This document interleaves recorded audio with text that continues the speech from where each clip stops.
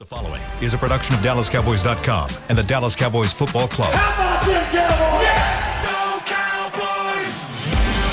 This is Girls Talk, Boys Talk, presented by Jigsaw Dating, preferred dating partner of the Dallas Cowboys, and broadcasting live from Dallas Cowboys World Headquarters at the Star.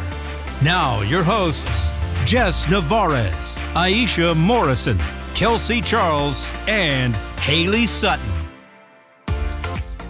What an exciting Victory Monday we have today. A 25-10 win for the Dallas Cowboys yesterday over the Washington Commanders. Here on Girls Talk, Boys Talk, I'm Haley Sutton, joined by Aisha Morrison, Christy Scales, and Jess Navarez. I've been practicing saying You nailed it. I was going to say, you did so good. 5 minutes. Ladies, how are we feeling after an exciting win yesterday? Pumped up. Pumped up. Wait, let's not y'all's response. Y'all not pumped up? I mean, it's Victory Monday. Anytime you have a Victory Monday, it's always a great day. I feel like especially coming to work, it's a little weight off of your shoulder a little bit. You can wear your Cowboys gear, your Victory blue. You know, Victory Monday I think is just good overall. And I think something that makes it even sweeter is when you start to see improvements on things over the course of the season so far that we've been waiting to see, which we'll get into. But it's a good day. Anytime it's a Victory Monday, it's a good day. Yeah, so far I've been told, because my first week was 2 weeks ago when Cooper Rush got his first win. And the thing I was told all day long that day was, oh, I'm so glad you started today instead of last week. Last week was, rough. The mood was rough. Exactly. So far I haven't had a rough Monday. So you're telling me you are Cooper Rush's good luck charm so far is what we're seeing. So if you follow me on Twitter, every single time the Cowboys have won so far, I've literally tweeted the Cowboys are... No, she's a prophetess. Yeah. You're welcome. So I'm not trying to brag, but... You predicted the Michael Gallup touchdown as well, like a play before. I mean, she has powers apparently. I willed that for him. He needed that. I thought that was one of the most satisfying things. Yes. Certainly a week at the Star is so much more fun after a win, but to see guys who have worked so hard, who've overcome a lot, and just good guys that you're rooting for because they're good people. Sure. And what's fun about being on the sideline is every season is a totally different dynamic.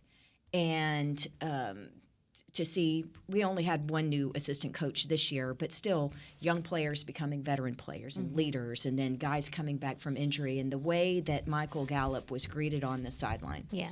Because everybody knew how hard he worked.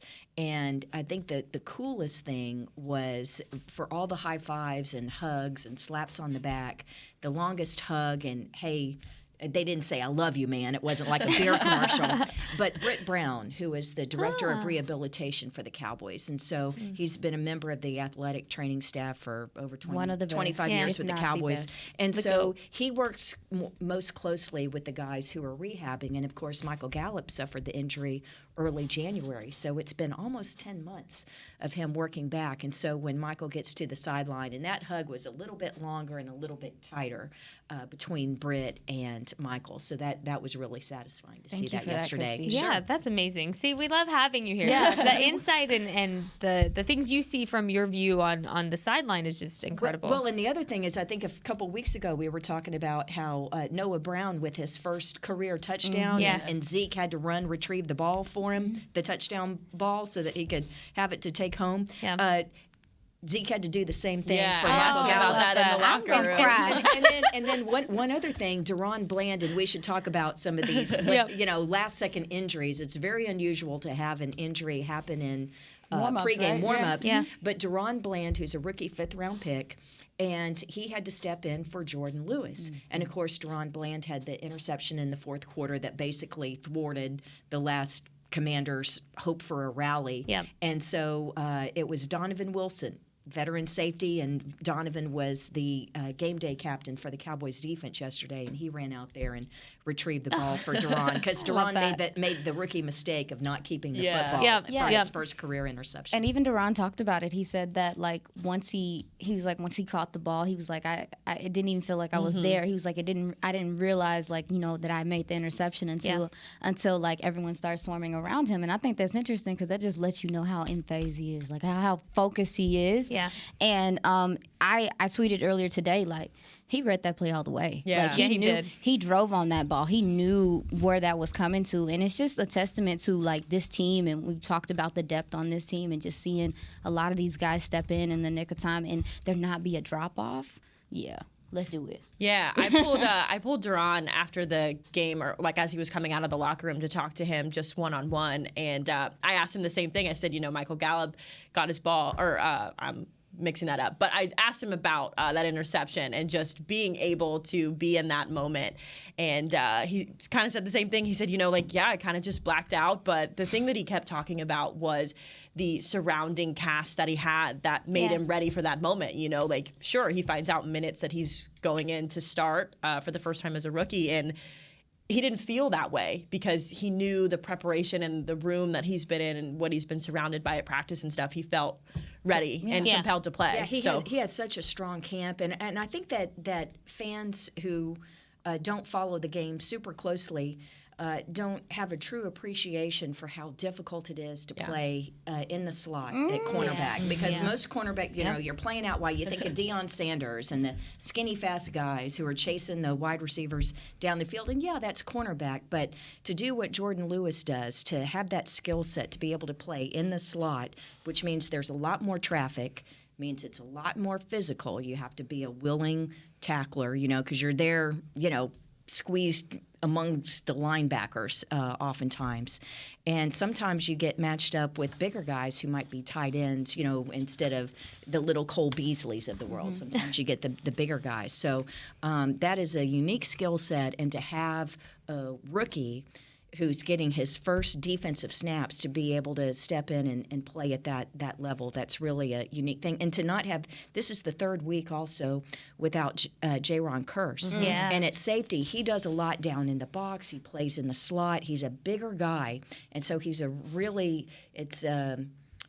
physical he adds a real physical dimension to it, and I don't just mean willingness to tackle, but he can take on like the big guys, big tight ends and stuff. And so when you have an Israel Mukwamu, who physically Come on, almost is measurements the You same. brought up Israel. Yeah, and so it's really the depth. It's not just numbers; it's that physically they almost match up the same. So kudos to the personnel department for putting it together like that. And I was going to say that absolutely speaks to the culture in this locker room, and we've repeated this over and over. Really, it sounded like a broken record, but the next man up mentality and just how all of these guys are so locked in and they believe in their coaching. I think that is so important. I think the chemistry that they have with each other, it's a brotherhood, and it shows because they all somehow, some way, you bend but you don't break. They always find the way to make the play happen. And you have the difference makers. You have the Micah Parsons, of course. How can we forget to mention Micah, who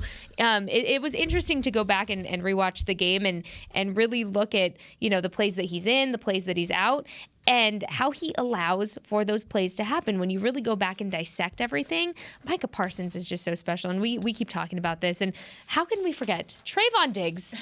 Ladies, he had such a great game. I think this was something that has been brewing for Trayvon. I think him going into week 4 and people saying, oh, he had 11 interceptions last season. What's going on? We haven't seen Trayvon. Where's Trayvon? And just all that talk, right? He came out this game, and to be honest, when I went back and I watched and I was writing notes, I underlined names that I feel like I'm starting to repeat a lot. He was such a difference maker in this game alone, and he was bullying on the field. I mean, he was making his presence known. Trayvon had himself a night, and I was so happy to see him come back and really come back in full force. Yeah, I agree. My favorite stat that we've been talking about, which Aisha's caught on to, is that this is the third straight game where Trayvon Diggs has made a game-ending play, basically. Yep. And it just speaks to how much he's elevated his game. He's playing such better, more disciplined, more physical football. He had the pass breakups. I think he had 3 pass breakups in yesterday's game. So just to go from being the guy who catches the interceptions to, a corner who is going to make those game-saving plays, or a guy you can depend on to make, an important tackle at an important part of the game. I think it's really kind of made him a little bit more dynamic of a football player. And I think that key drive on that 4th and 15 in the fourth quarter where the Commanders kind of had a pulse, it was a real make or break where he swatted that ball. I mean, that was the difference maker. And I think you go back and you look, and he was reading that all the way through. And just his awareness of where to put his body every single time, even when it comes to, I'm barely going to tap the ball, but I'm going to tap it in a way that receiver's not catching it. I mean, his awareness to his body is just incredible. Yeah, and that's something I think I said it like a couple weeks ago. Like, he was in practice and he was barking at his teammates. He was barking at Noah. Noah was looking at him like, come on, man, like, we're practicing. But his competitive fire, when he deleted Twitter, you started seeing him in practice, and the guy just really seemed like he locked in. And I also think it's important that we remember this is his 3rd year.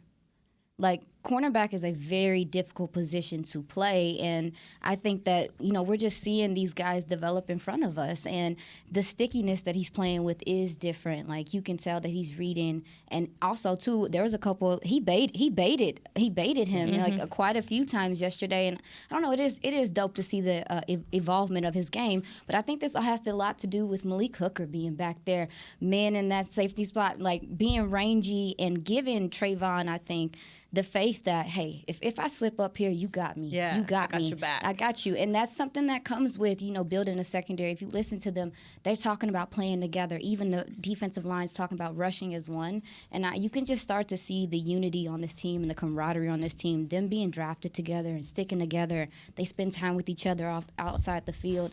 You can see that on this defense and how they move and how they play together. It's interesting, the dynamic within AT&T Stadium, because the last few home games of last year when Trayvon is chasing Everson Walls' interception record, and truly it was at the point where anytime a ball went in Trayvon's direction, it was 50-50. Is the wide receiver going to get it, or is Trayvon going to get it? But the energy at AT&T Stadium, every time a pass was directed towards Trayvon, it was palpable. I'm not trying to be dramatic. No, but I'm saying you can feel it. And only a couple of times have I experienced that on an NFL sideline. And we didn't get to play in Chicago often. But when we did, and Devin Hester, who was a finalist for the Hall of Fame last year, who was arguably one of the great punt return specialists in NFL history. But when he would drop back for a punt, everyone was on the edge of their seat. Usually a punt's coming, all right, there's going to be a commercial timeout. Everyone's making a break for the restroom or to the concession stand. But no, not in Chicago. Everyone's on the edge of their seat because something extraordinary is about to happen. And it was that way for a couple years at Texas Stadium when Deion Sanders played for the Cowboys, and he would be back there for a punt. You could it was tingly. You could feel it. Yeah. And that's how it was. That's how it was towards the end of last season with Trayvon Diggs, because everyone just wanted that record. Of course, he ended up tying Everson Walls for the most interceptions in a single season in Cowboys history. But that's, and also to look up and just see all the number 7 jerseys up there. Yeah, Yeah. You don't see too many cornerbacks with jerseys. Yeah, and I like to, we just had Mike McCarthy's press conference a few minutes before we started the show, and all this talk about defense. The last question he was asked was, just how good is this defense? How good can they be? And Mike McCarthy, one of my favorite things he said today, he said the defense is like our team's thermostat. They set the tone. And I love that that's just become this team's identity, that's right? Crazy. It doesn't matter if and when, Dak comes back on the offense. Right now the focus is on the defense, and the defense, he said that they were the consistency on this team. The defense is what's keeping them, in this season. And so I love the idea of a cornerback being palpable with that energy, because that's how Mike McCarthy described this defense. So a lot of good stuff on that side of the ball. Let's quickly, talk injuries, because there was a couple that McCarthy gave us an update to. The first one, obviously, I think everyone's worried about is Dak Prescott, if he's going to be coming back for next week's game against the Rams. He did say that Dak has a doctor's appointment later today. So he will be tomorrow morning. Tuesday morning. I'm so glad you were there. That went right over my Tuesday head. morning. Mm-hmm. So he has a doctor's appointment tomorrow morning. And then some good news as well with Noah Brown and Quentin Bohanna, both of them. All signs are pointing to being good. Thank you, Lord. And see, the thing that the thing that's important about injuries is not just, Noah's going to miss a series or two on offense. It's within the game. Noah is the personal protector on punts. Right. So there is a domino effect on Yeah. these guys. It's like, it's a back, Noah Brown. Well, then you have, instead of just one personal protector, Noah, they end up taking Tony Pollard and Rico Dowdle and putting them side by side in front of Brian Anger. So there is a domino effect. And then when Quentin Bohanna went down with that shoulder injury, when they come to the sideline, actually, they don't even come to the sideline. They just head straight up the tunnel, up the end zone. And if you're ever at AT&T Stadium or you're watching a game and you see the trainers or the doctors take a player straight off and they're heading up towards the tunnel behind the end zone, that's not good news. Yeah. Because when you go up that way, you know what's at the end of that tunnel? The X-ray room. Barnacles. So I was going to say the point of no return. I was going to be very dramatic. No, with that. you don't want them to head that direction. Yeah. You want them to come over and get checked out. Like, for example, Zach Martin. It looks like, oh my gosh, with it. And Zach is like the Black Knight and Monty Python. I mean, he is like just but a flesh wound. I mean, to get him to come off the field, I mean, they're just going to have to amputate something. But when he comes over, and luckily he just ended up having his right ankle retaped, and he got back in the game, and I think he only missed 2 plays, maybe just 1. But I know we're up against a break, but at one point I want to tell the story of we talked about Jordan Lewis missing the game and Deron Bland, the rookie, having to step in. But Jordan Lewis missing the game because of an injury that happened in pregame warmups. Yeah. I actually once saw an injury that happened between the national anthem and the coin flip. Oh. Oh my I don't know if I'm goodness. supposed to laugh or not. Oh no. Oh, that's a good teaser. There you Yeah, go. I definitely want to hear more about that. So we're going to go ahead and take our first break here on Girls Talk, Boys Talk, sponsored by Jigsaw, the preferred dating app of the Dallas Cowboys. And we'll be right back with a juicy story from Christy Scales. At Jigsaw Dating, we obviously want the Cowboys to bring that 6th ring home. But to be honest, we're more focused on finding the person who will put a ring on your finger. That's why we created a dating app that reveals your face through meaningful conversation, so you can date deeper. Because it's personality that matters the most, not looks. Join Jigsaw Dating today, dating partner of the Dallas Cowboys.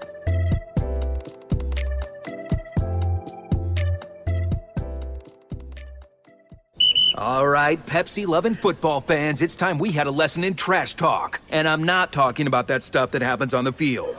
What I'm talking about is trash, and it's the only thing that belongs in your garbage can. No, recycling might not be as thrilling as converting a 4th and long, but next time you're thinking about throwing that Pepsi Zero Sugar bottle away, just cap it back up and pretend you're down by 6 with the recycling bin wide open. Know the difference? Make a difference. Be a team player and recycle. Visit PepsiTrashTalk.com to learn more. I'm Dak Prescott, quarterback of the Dallas Cowboys. And they snap it to Prescott, who looks right. It's not there. He escapes left. He'll run for a first down. Just like football, when it comes to crypto, it's important to have a team you can trust.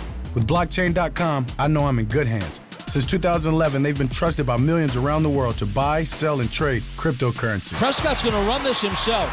Run it up the middle, and he scores. Whether you're new to crypto or an active trader, they've got you covered. What are you waiting for? Get started at blockchain.com.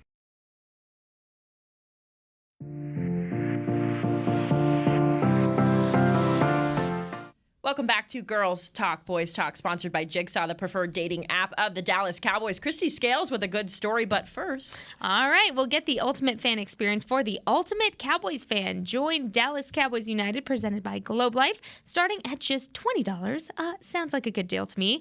Join now and get your fan pack, exclusive benefits, and more. Visit DallasCowboys.com/United for details to join today. Sounds like a good deal to me, ladies. It is, and if you're ever coming out to Oxnard for training camp. This Make is sure so that you true. join the fan club because you're going to get to be in some areas that the rest of the public that's not a member of the club. Autograph Alley. Pro tip. Exactly. So There you go. make sure that you do that. It's worth the investment. Plus, just with the discounts that you get from the pro shop and ordering things, it will pay for itself. You had me at discount. You had me at discount. Okay, well, yeah. I'm over here like Dallas Cowboys fan.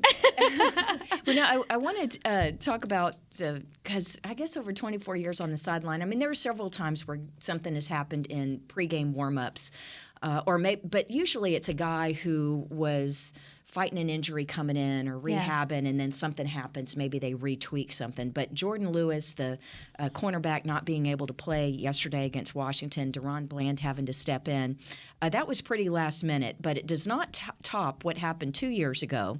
And getting ready to play the Pittsburgh Steelers, and we've already had the national anthem. Now we're getting ready for the coin flip. And Tyler Biotish, it was his rookie year, but he was our starting center.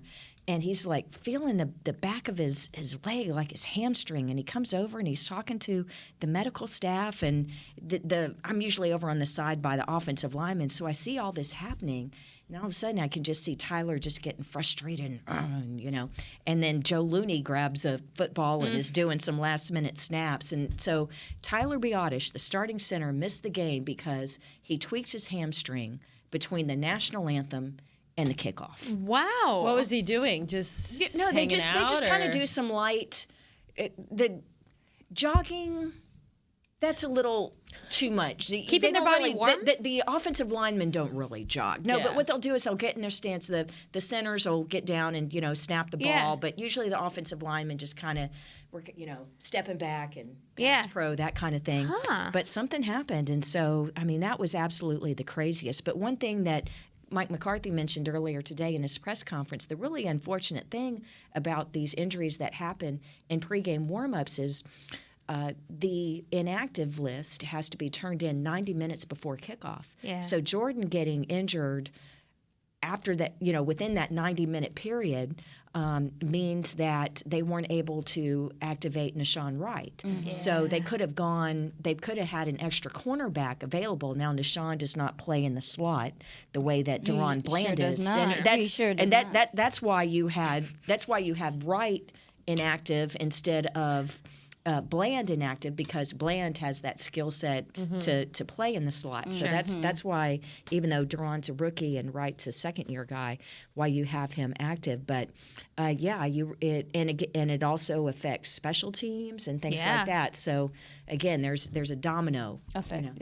And I'm glad you brought up special teams because something that Aisha and I mean, we were going before the show just talking about, really all aspects. And I feel like and Aisha can definitely give you more insight on this because she's the one that brought it to my attention when I was going back to watch the game, is the Washington punter had our special teams kind of struggling a little bit. I mean, Kavonte Turpin, who's been producing and who's been giving good field position for the Cowboys offense, he looked like he was struggling a little bit, but I really don't think that even struggling is the right word for that. He had that ball that bobbled a little bit, and he wasn't getting quite the yardage that I think we're used to seeing him get when it comes to those returns. So, Aisha, I would love more insight on this because you're the one that brought it to my attention, and I can't get it out of my head now. What is it? Tress Way. Dope name, by the way. He tore us up, didn't he? Listen, the field position in this game, starting field position to me was a key part of both sides of the ball for the Cowboys. The only time they really saw success offensively is when there was a touchback. And Tress, he literally was pinning them in the 10, at the 9. I'm like, tater tots, man. And honestly, the Cowboys, punt coverage is pretty good, and these guys are getting down there. We'll have to talk about Kelvin Joseph maybe finding something there with, C.J. Goodwin. But it was the starting field position in this game, the way he flipped that field and basically made the Cowboys have to work for whatever they got. The lack of starting field position really hurt the Cowboys offense, I think. And on the flip side, I think that the starting field position for the Commanders helped them a lot. Yeah. Because the Cowboys were punting almost deep in their end zone and stuff like that. So they were starting at their 35, their 40. They had favorable field position all game, and the Cowboys did not see any of that. I think that had a lot to do with time of possession and just them being able. It also changes your play. It changes your playbook when you're that deep, when you're that deep near that end zone. Defensive players, they can pin their ears back. And the whole thing changes because that window's so much smaller. Yeah. But as the more that they moved down the field, you saw the playbook open up. And so I really think the offensive struggles this game started with Tress Way doing this thing. They got a weapon over there. Yeah. They really do. And to your point, Aisha, the Cowboys got the opening kick. It was a touchback, so their own 25, and that was awesome for the day. Little did we know that was going to be the best. Their next one, the next one, they started at their own 10. They started at their own 13. They started at their own 16. They started at their own 25 on a touchback, and then near their own 15. Now that's all in the first half, but a couple of those were, losing the field position battle because the offense had a couple of 3 and outs. Tracking right? Right. Yeah. So. Obviously a long way to go, and that's one of the things when you look at the defense's success last year was Brian Anger and special teams did such a great job of flipping the field. This is really one of the first games where the Cowboys have not won the field position absolutely. battle. Yeah, Absolutely. So great point by you on that. Yeah, thank you. And I think something that was very shocking, I think, for all things Cowboys was the lack of penalties this game from the Cowboys. And I will beat a dead horse with this every week. Something that I've been saying every week is I don't want to see them have penalties during a game. Those pre-snap penalties that are shooting themselves in the foot. It was really the Commanders on the other side of the ball that gave up 2 potential interceptions that were really big, I would say. And that first one changed the game. It did. And that was in the second quarter. Yep. And it was negated by an illegal contact, and it gave the Cowboys a first down on their own 33. So instead of Washington having the ball, and remember, Washington had just taken the lead, and the momentum was definitely with the Commanders at that point, and they should have had the ball. And that was a huge play. And something that I think going back to watch, more of the game was somebody that I think was kind of a little unspoken hero when it comes to the Commanders' penalties was Leighton Vander Esch. He was really getting those offsides penalties going. He was the one that was like getting them to move a little bit. He was getting a lot of those offsides penalties going, which, Leighton Vander Esch, good for him. I mean, hey, whatever. If it's not the Cowboys getting the penalties, that's fine. They only had 4 for 20 yards. The Commanders had 11 penalties for 136 yards. And I believe, within their first 3 games, they had 12 total penalties with their first 3 games. So the Cowboys just racked up the penalties for the Commanders, and really, you look back and that cost them the game. The Commanders were fighting for it for a little while there. Penalties will do that to you. And Michael Gallup drawing a couple of those. Go for it, Haley. No, talk about Gallup. Yeah, I was just going to say a guy who really helped in that cause was Michael Gallup. His stats, 2 catches, 24 yards, and that touchdown. Obviously, those are huge for a guy who's coming back from injury. But I think the more impressive thing he did was draw those penalties and help with the poor field positioning that the Cowboys had to deal with. So I think he's another example of a guy. We touched on Micah Parsons earlier, and obviously Micah's had 2 games where he hasn't really lit up the stat sheet like we talked about the first couple of weeks. I think this is a similar example of that with Gallup, where, maybe he didn't have all the catches in the world or all the yardage in the world, but his play off the ball really helped elevate the Cowboys offense and put them in really good positions to ultimately win. Yeah, and then we've been talking about it for the last couple of weeks now. Just there's a vertical threat now. You got a guy that can push it down the field. So Cooper Rush is seeing more single high and not that that 2 high shell, because hey, there's a threat of a deep threat. Also, these guys, I think it was so important to me that the Cowboys, at least, because the run game was sporadic yesterday, to say the least, right? I mean, how do you feel about it? I felt like it had a purpose. The run game was dutiful. Yes, because what it did was it set up the play action, and that's what I was getting to. Yeah. I think last year you saw a lot is that teams did not believe you could run the ball. They did not care. They weren't even loading the boxes. They were just dropping 6 to 7 in coverage, right? And now that the Cowboys have shown in this last couple of weeks, we will run the ball. And they honestly will run it until they see success in certain areas. I don't agree with the A and B gap stuff, but do what you do. And I think it really, if you do it enough, they're going to, like, those linebackers aren't going to be sure if you're going to run the ball here or not. And play action is something that Cooper Rush is really thriving on right now. I think he's number 1 in the league with play action passes.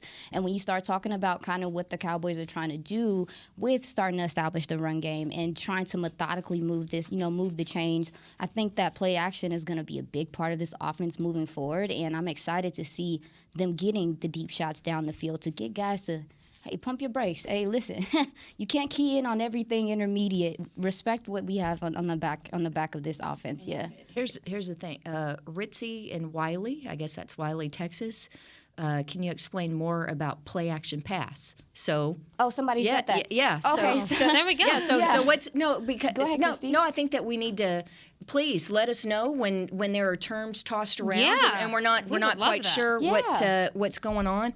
When we would do the Cowboys 101 for women, Babe Laufenberg, my Cowboys radio colleague, and I did it for years and years. And so I think sometimes, especially women who didn't grow up playing the game, and you kind of hear these terms, you're not quite sure what they mean, and sometimes it can be intimidating because you're nickel, dime, action, RPO, what does all this mean? Please, I tell the ladies, football was invented by men. It's not that complicated. We can figure it out in half the time, okay? Okay. I love that. So a play-action pass, what that simply means is the quarterback is pretending to hand off the ball. He's faking the handoff and then going to throw. It is a pass play, but you're faking the run. Well, why is that important?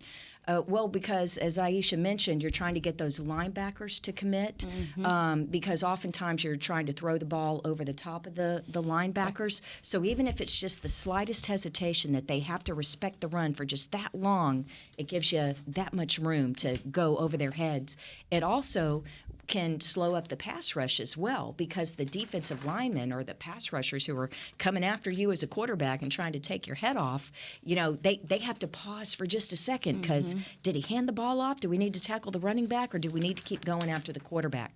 So the importance of staying committed to the run, even though the Cowboys averaged barely over 2 yards a carry yesterday, you still have to do it. It's like boxing. You jab, and then hit them with the haymaker. So by staying committed to the run, it makes the play action work because they have to respect that you may be handing the ball off. Absolutely. So, Well, and also I think somebody, and we're not to change the subject from the run, but somebody that we haven't mentioned, CeeDee Lamb, wide receiver one, had himself a pretty good game, specifically in the Cowboy, like, oh my goodness, the Dallas Cowboys third drive of the game. I'm just so excited to talk about CeeDee.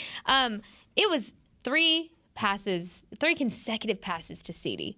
Beautiful. Within those 3 catches that he made, he had 53 yards racked up. That is incredible. And for the fact that when I go back to my notes, I'm looking pass to CeeDee, 23 yards. Good throw by Rush. The ball was perfectly thrown, perfectly placed for that catch. And then you saw that 2 more times after that. That was beautiful. And I think something that's been very important is to see CeeDee really connecting with Cooper Rush in the duration that he's going to be in as starting quarterback. Because you see that with Noah Brown and Cooper Rush, right? But I don't necessarily think that we've seen the same amount of chemistry really with Cooper Rush and CeeDee. But that drive really had me questioning. I said, oh man, that is great chemistry, great awareness by CeeDee to know exactly where the ball was going to be placed. Just absolutely beautiful for everything. And something that I noted here on that third pass that he caught, Jason Peters was in there. And so Jason Peters, another unspoken hero. There we go. See, we had it both in there. Another unspoken hero of the game that I think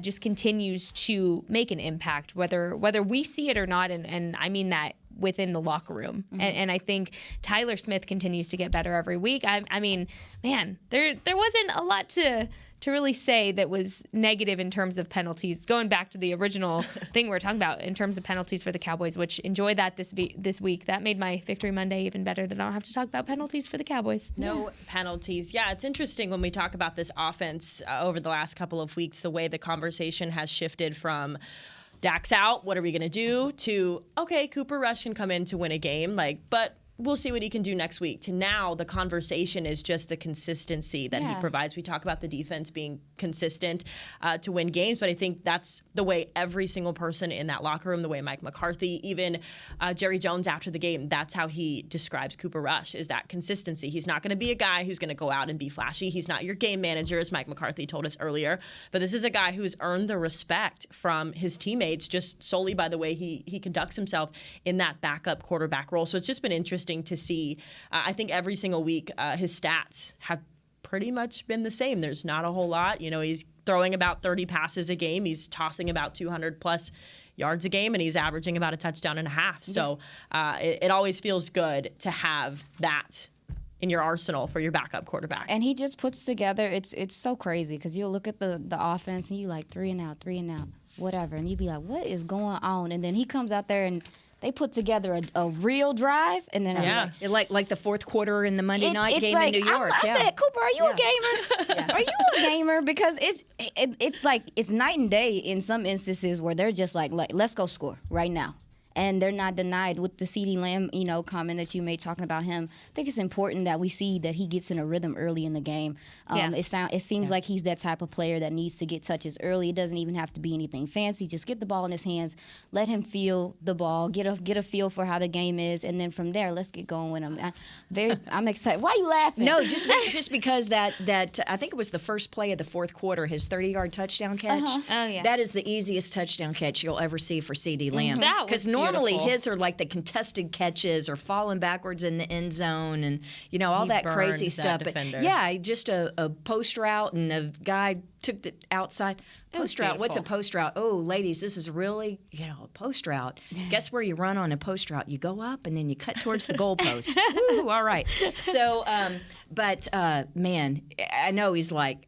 He couldn't believe that there was nobody around him, I couldn't believe there was nobody around him. It was wide open. It's like they wanted CeeDee to have his touchdown. But that's Cooper Rush looking at, you look middle, left, and then you come back to your guy, right? So you've got to pull the safeties. You've got to keep the coverage away so that CeeDee can work the one-on-one and look away, keep that safety over there, and it's by the time he reacts, it's too late for him to get back and defend the pass. Yeah. CeeDee Lamb, his second touchdown of the season. We are going to take another quick break, but we'll be back to talk more on this Victory Monday about the Dallas Cowboys here on Girls Talk Boys Talk. You're sponsored by Jigsaw, the preferred dating app of the Dallas Cowboys. At Jigsaw Dating, we obviously want the Cowboys to bring that sixth ring home. But to be honest, we're more focused on finding the person who will put a ring on your finger. That's why we created a dating app that reveals your face through meaningful conversation, so you can date deeper. Because it's personality that matters the most, not looks. Join Jigsaw Dating today, dating partner of the Dallas Cowboys.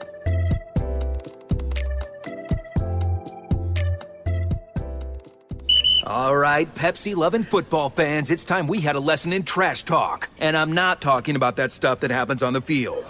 What I'm talking about is trash, and it's the only thing that belongs in your garbage can. Now, recycling might not be as thrilling as converting a 4th and long, but next time you're thinking about throwing that Pepsi Zero Sugar bottle away, just cap it back up and pretend you're down by 6 with the recycling bin wide open. Know the difference? Make a difference. Be a team player and recycle. Visit PepsiTrashTalk.com to learn more. With Smoothie King's original Angel Food and new Angel Food Slim without added sugar, you no longer have to choose between treating yourself and hitting your goals this summer. You don't have to choose between great taste and feeling great. Because at Smoothie King, every blend is made with whole fruits and no syrups, so you can satisfy your cravings without compromise. The only choice you will need to make is which one is best for you. Try our classic Angel Food or the new Angel Food Slim, blended without added sugar. Smoothie King, rule the day.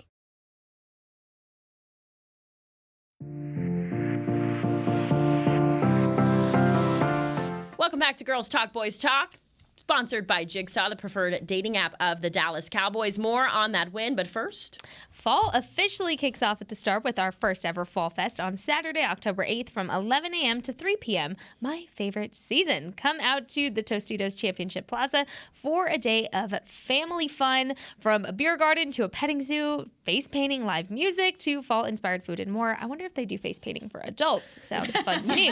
The event is free and open to the public. For more info, please visit thestartinfrisco.com.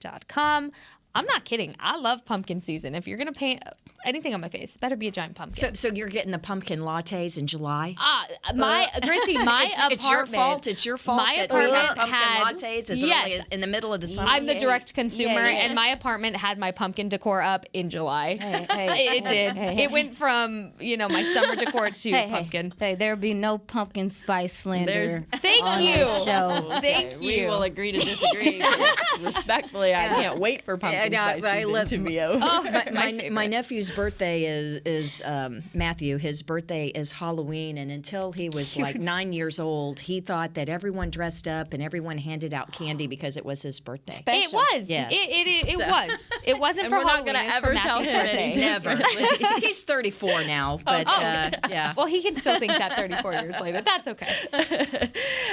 Switching things back to the Cowboys, guys, 8 straight wins over division opponents for this Dallas Cowboys team. I think that's an incredible stat given, the injuries that they've dealt with over the last meetings with those divisional opponents. Yeah. And as we switch back, we just talked about the offense. We talked about the defense. What else has been clicking for this team as they head into a break from NFC East play?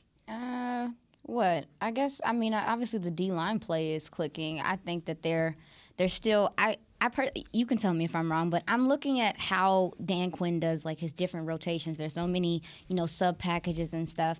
And the multiplicity of this team is just continuing to show. It just continues, like these guys come out. Dante Fowler is a guy that I think, I don't think he was an underrated free agent signing, but his snaps have, slowly but surely increased, and he's impacting the game. But then also, as far as the run defense, is there any concern for you guys? How do you guys feel about how they have defended the run? Because yesterday I felt like they definitely improved in the second half. You could see that Dan Quinn made it a point to shore up what was going on that left side. You could tell that the Commanders were going at that spot. What did you see, Chris? Yeah, I think one of the points of emphasis last week was in terms of containment, because where they got hurt on Monday was Daniel Jones, the Giants quarterback, who got most the running yards. I mean, he just killed the defense in that way. And so that was one of their big points of emphasis yesterday. Now, Wentz was under so much harassment. Wentz has some, he's athletic too. He can move around. Those 2 intentional grounding penalties were real killers for Washington yesterday. But I know that Coach McCarthy said earlier today that Quentin Bohanna should be fine, but that big body defensive tackles are the ones that are in the middle of the defensive line. Those are the guys who are the human speed bumps, okay? Don't let in. We had a guy back in the 90s, his name was John Nix. He was as wide as he was tall, and they called him a trash can full of dirt because you just weren't able to move him. So I'm hopeful that Bohanna is able to get all of his work this week, all of his practice reps, and be good to go in LA, because we need those stout guys in the middle of the line. Osa, I think he doesn't get mentioned a lot, but I thought he had another strong game. You're talking about the defensive line. I know that DeMarcus Lawrence, he didn't register any sacks yesterday, but all those pressures, he's the war daddy. He is. To use Jerry Jones's term, he's really the heart of the leader of the defense, really the heart of the defense. Donovan Wilson, I know we're talking about defensive line, but he's the thumper in the secondary and delivering the hard hits, and a really strong game. There were so many tackles for loss yesterday, particularly in the third quarter. I've got TFLs. I just make little notes, and so if it says TFL, that means tackle for loss. And in the first 3 series, 2 for Washington on offense, 1 by the Cowboys, I have 1, 2, 3, 4. I have 6 TFLs written in my notes, and so which means tackling behind the line of scrimmage. And Donovan Wilson had one of those. Malik Hooker had one. Yeah, so putting the other team in the long down and distance is such a key. Something I wanted to ask you, ladies, and it's only because I missed the game. I hate when I have to miss a Cowboys game. I mean, I went back and I watched it, but I went back and looked at Cowboys Twitter, what was going on, and something that was being questioned was the game management when it came to 4th downs for this game, and Mike McCarthy deciding to forego the 4th down attempt in the second quarter, and then again let's see, it was the Cowboys' third drive and then in the Cowboys' 12th drive of the game. And so I just wanted to ask, obviously we know they trust the defense. We know the identity of this team is the defense. We just said that. But what is y'all's opinion really when it comes to not going for the fourth down? Especially this one was a 4th and 1 over here. I believe this was in the fourth quarter. And so what really is y'all's opinion on that? Not going for the 4th and 1, when I think they were on a roll at that point to make it. It could have been another 3-and-out series. Field position wouldn't have been an issue. But game management-wise, how do you think Mike McCarthy has been doing with those decisions? And I know he's gotten scrutiny in the past, couple of seasons, but I personally don't think he's doing a bad job with it. But I just wanted opinions here to open up the table to get Cowboys Twitter back on the right track.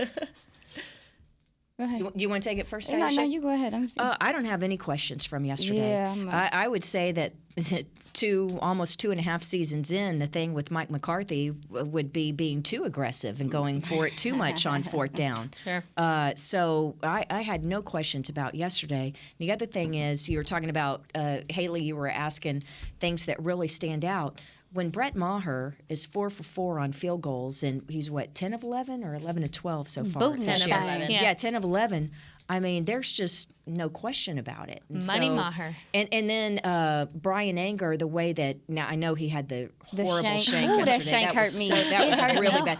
The way that the defense was able to, they're at their own 30-yard line, and they keep Washington off the board, not even a field goal, much less a touchdown. What a standout series that was for the Cowboys defense. But Brian Anger has been money. Yeah, he money for too. both years He's Money that he's Maher. with it. And so Or Money Maher, too.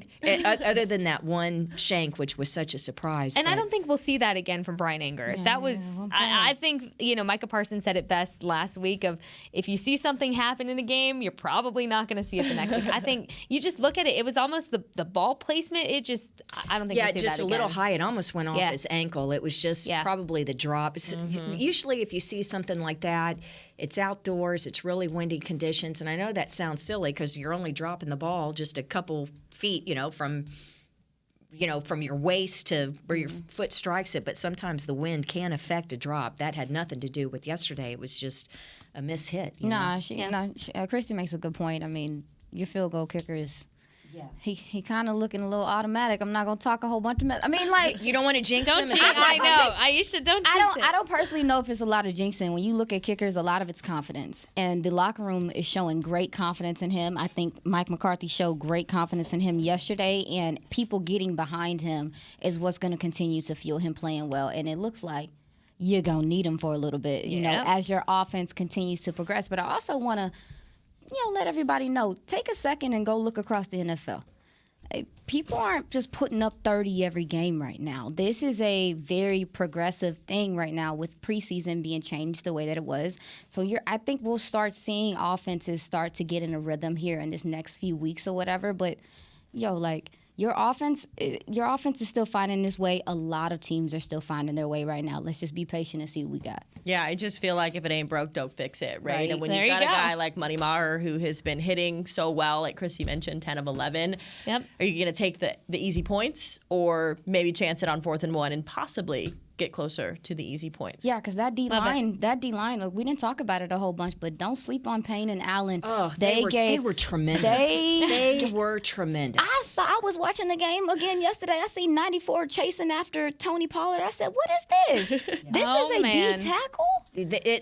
Having the two of them side by side. Now it's going to be a chore this coming Sunday against Aaron Donald, but to have 2 first-round picks It's not the back-to-back norm. years, Alabama, they were outstanding. And like I said, that was beating your head against a wall for Zeke and Pollard yesterday. But credit to Kellen Moore for keeping with it, softening them up, and setting up play action. Absolutely. Credit to this Dallas team for picking up their 3rd straight win. They are now 3-1 on the season, and they will face the Rams next week. We will break it down even more on Girls Talk, Boys Talk coming up tomorrow, but that'll do it for us today. For Aisha, Christy, and Jess, I'm Haley Sutton, and we will see you next time. This has been a production of DallasCowboys.com and the Dallas Cowboys Football Club. How about this, Cowboys? Yeah!